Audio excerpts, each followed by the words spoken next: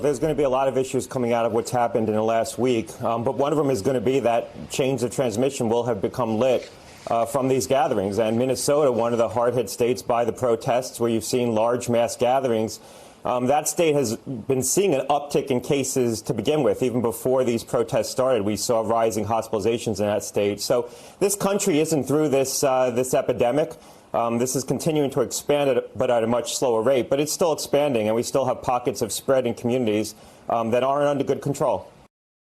If you were out protesting last night, you probably need to go get a COVID test this week, because there's still a pandemic in America that's killing Black and brown people at higher numbers.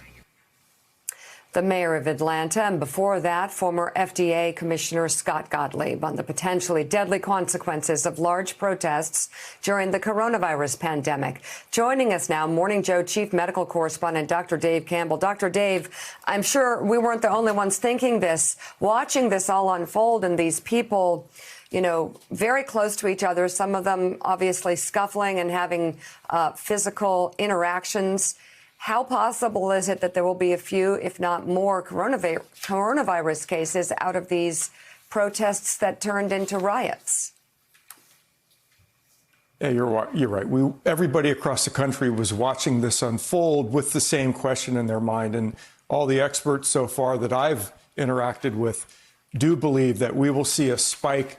And it will be in areas across the country, not just Minneapolis, but we'll see areas that are already showing hotspots, like in the South and the West, that will show some increase in the numbers of cases over the next few weeks. Maybe by July 4th and thereafter, we'll start seeing increasing deaths.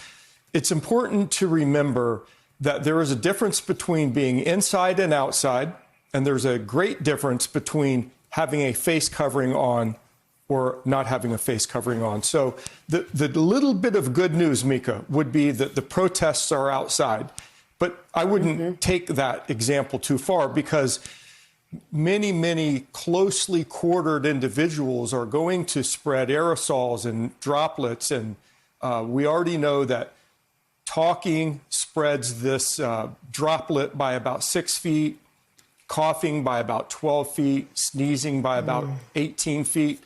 And I don't know anybody that's looked at screaming and chanting, how far that will send the viral particles, whether they're aerosolized or by droplet. Yeah, you know, Eddie Glaude, how concerned